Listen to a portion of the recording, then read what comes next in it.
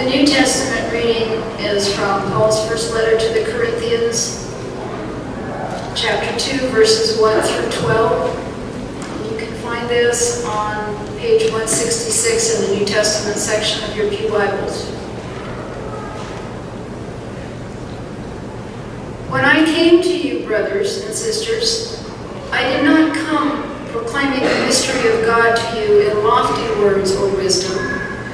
For I decided to know nothing among you except Jesus Christ and Him crucified. And I came to you in weakness and in fear and in much trembling. My speech and my proclamation were not with plausible words of wisdom, but with a demonstration of the Spirit and of power, so that your faith might rest not on human wisdom, but on the power of God. Yet among the mature we do speak wisdom, though it is not a wisdom of this age or of the rulers of this age who are doomed to perish, but we speak God's wisdom, secret and hidden, which God decreed before the ages for our glory. None of the rulers of this age understood this, for if they had, they would not have crucified the Lord of glory. But as it is written, what no eye has seen nor ear heard, nor the human heart conceived, what God has prepared for those who love Him. These things God has revealed to us through the Spirit. For the Spirit searches everything, even the depths of God. For what human being knows what is truly human except the human spirit that is within? So also no one comprehends what is truly God's except the Spirit of God. Now we have received not the spirit of the world, but the Spirit that is from God, so that we may understand the gifts bestowed on us by God. The word of the Lord. Thanks be to God. It's one of the most famous scenes from one of the most famous movies in the history of cinema. The dialogue from this scene is familiar to most in our culture, even when taken out of the context of the film, and no matter what generation you are in. You will probably recognize these words immediately. Pay no attention to that man behind the curtain. You ever heard that before? Yes. Is the line familiar to you? Tell me from what movie that is. The Wizard of Oz. Dorothy, the Tin Man, the Scarecrow, and the Cowardly Lion stand before the awesome presence of the wizard to receive their rewards for bringing the broomstick, the Wicked Witch of the West. They are cowed by the fiery and awesome mechanics that surround the wizard's image and voice. But their timidity turns to anger when they realize that the wizard is stalling on fulfilling their wishes. They know that something is amiss. Dorothy's dog, Toto, leaps from her arms and runs to a curtain in the corner of the hall. Pulling back the curtain, Toto reveals an elderly man manipulating the controls of a machine. When Dorothy confronts the man, he admits the power of the wizard is all smoke and mirrors, an elaborate fraud played upon the people of Oz by an old carnival con artist. In anger, Dorothy declares that the wizard is a very bad man, to which he responds, remember this as well, no, my dear, I'm a very good man. I'm just a very bad wizard. In making our judgments of each other, it's so easy to get the roles that we take in this life confused with who we really are as human beings. And that's particularly true for our American culture. To put it another way, our overexposed culture, that's the way I describe it, has come to the conclusion that no one can ever be all they claim to be. And this has made us a people who actually now expect less of each other. Isn't it sad that we are not, at least to some degree we're shocked, but we are not completely shocked as much by the events in Charlottesville as we probably should be. How sad it is to say we've seen this before and probably will see this again. Once upon a time, being good in life's various roles was not only considered important, but essential. And the culture held up models of expertise before our eyes, and in some ways it still does. Every parent should be an Arthur or Molly Weasley from the Harry Potter books. I remember hearing many kids say, I would love my parents to be like that, including my own. We try to be our best. Every leader should be an Eisenhower or an FDR or a Kennedy. But is it also not true that fictional parents rarely address the reality of being a parent in our complex age? And we know about our leaders, the ones we hold at the highest, and their personal excesses. And the same is true for us. Our ideals, as lofty as they may be, can never match our realities. But we yearn so much for the ideal that we're willing to accept nothing less. We want to have the ideal marriage. We want to be perfect parents or perfect children. We want to be the brightest and most popular among our friends. We want physical beauty or prowess. We want expertise in our fields. And we will do anything to protect the images that we project. But behind our curtains are all the usual human frailties. And our greatest fear is that those curtains will be lifted. The life of Dr. Joseph Ransohoff was a projection of the best that life could offer in education, in renown and respect, and in money. A world-renowned neurosurgeon, Dr. Ransohoff had created the first neurological intensive care unit and was the model, literally the model, for the television doctor Ben Casey in the 1960s. Ransohoff continued to perform surgery in Tampa, Florida, when I was a minister there. In his early 80s, he was in his early 80s. At 83, he jogged 4 miles a day and did 100 push-ups a day. He had an attractive 44-year-old wife. This is true. 2 children and a $7 million fortune. But I'll never forget, I remember this, seeing the headline in the St. Petersburg Times that read, "A life unravels. A life unravels." Having fallen into a relationship with a 26-year-old woman, Ransohoff became a victim of extortion. He did everything, tried everything, and paid everything to stay behind the curtain of his life. When the police arrested the extortion ring, Ransohoff and his family did everything they could to keep his name out of the papers. But it didn't work. His wife sued for divorce to protect their millions. But none of it worked. And the great doctor was soon hospitalized with severe depression. 2 years later, this brilliant medical mind died from stress distress, and despair. He had not committed any criminal wrong. He was the victim of the crime.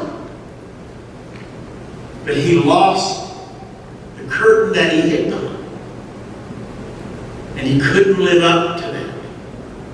Our hearts cry out with the Wizard of Oz, pay no attention to the man behind the curtain. But our cries fall on the deaf ears of human judgment and the world's ever-present curiosity. Adam and Eve cried the same words when they fell from God's grace. Pay no attention to that couple behind the tree. But God is not to be fooled. The smoke and mirrors of our lives cannot hide us from God's discerning presence. But in God's case, this discernment is not a matter of morbid curiosity. Not at all. Instead, it is a discernment based upon God's absolute knowledge of us. One of my other favorite movies is a contemporary movie, The Quick and the Dead, Sharon Stone's production in which she stars. Great actors in this Western. And if any of you see it, it's about Sharon Stone being a female gunslinger who returns to her hometown to take revenge upon the criminal who killed her father, who was the sheriff. Actually forced her, literally, to kill him. And now this criminal runs the town. She comes back, and her disguise, or no one remembers her, her presence is not recognized by anybody except for the town doctor, who confronts her at her father's grave. And she looks at him and goes, do you know who I am? And he says to her, of course I do. I brought you into this world.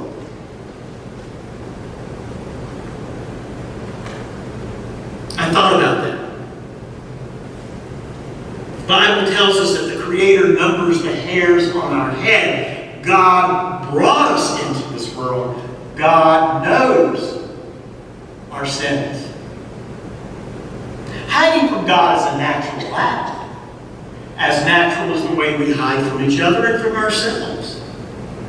And hiding from God takes many forms. Adam and Eve crouched naked behind a tree. Sometimes we crouch behind our egos. We believe ourselves to be so strong, or so smart, or so capable, or so wealthy, or so well-adjusted, that we need not depend on anything or anyone else, much less any God. Sometimes we crouch behind our religion. The church, which should be our bridge to the holy, we make into an impenetrable barrier to the holy. We make the stones and the bricks our God. We make the rules and the rituals our God. We make numbers and traditions and philosophies or theologies or personalities our God.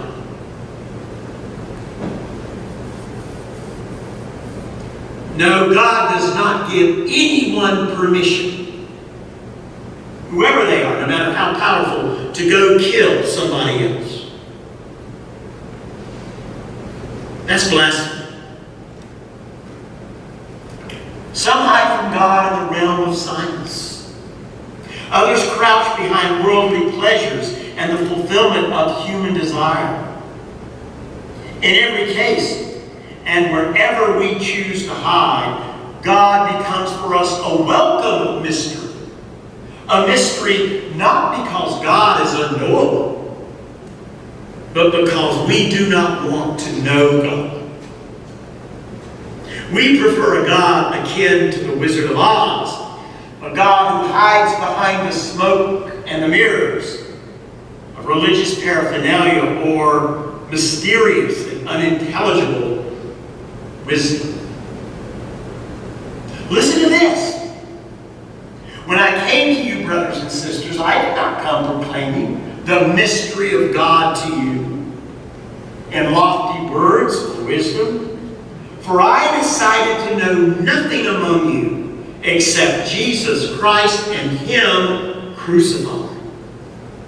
And I came to you in weakness and in fear and in much trembling. Weakness, fear, trembling. In human culture, I cannot think of three qualities less desirable than these.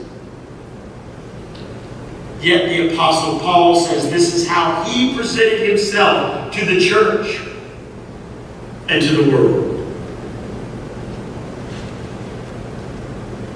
At the end of their journey, the four pilgrims in the Wizard of Oz discovered that they had always possessed what they were seeking. They simply did not know it. And Paul declares that the same is true for those who seek God. God is hiding in plain sight. The wizard has pulled back the curtain and revealed God's self in the words and the life of a man named Jesus. But smoke and mirrors are so much more attractive and thrilling than a cross. Just as beautiful temples are much more comfortable and pleasing to the eye than soup kitchens and hospitals, and shelters, and sidewalks, and tenements. It is so much easier to recite prayers than to speak words of comfort to a grieving heart or words of sharing of one's witness to one who is seeking God. It is so much easier to follow the rules, isn't it, than to follow our consciences. A God behind a curtain is so much less threatening, so much less demanding, so much less disrupting than a God who pulls back the curtain and reveals a face to the world, a face that teaches and heals, a face that suffers and dies and then rises up and sends forth, saying, "Go out and make disciples of all nations." Not behind the curtains, but in front of them. But God did indeed pull back the curtain once and for all, because God does not want the children of Adam and Eve to live their lives crouched behind trees and bushes. God pulled back the curtain because God is love. And love rips the curtains, breaks down the barriers, and opens the doors. In Jesus, we can look behind the curtains and the filters of our own lives, because no matter what sins we see that we don't even want to admit to ourselves, there is forgiveness. No matter what pain we feel, there is healing. No matter what disappointments are uncovered, there is hope. There are many gods and many messiahs, just as the human heart has many sins. And the great lie from both echoes to the world like the wizard's desperate plea: pay no attention to that man behind the curtain. But then there's the voice of the one true God breaking through the smoke and the mirrors, calling us to pay attention to the man upon the cross and know Him in all of His love. If we obey that voice and open our hearts to Christ and look behind the curtains of our own lives, then we truly can begin the journey home. It's not an easy journey. There are no hiding places along the way. It is a journey of hard work and sacrifice and commitment. But where else can we go? There's no place to hide. Dorothy was right, absolutely right, when she said there's no place like home. In fact, there is no place in this world but home. And there is no home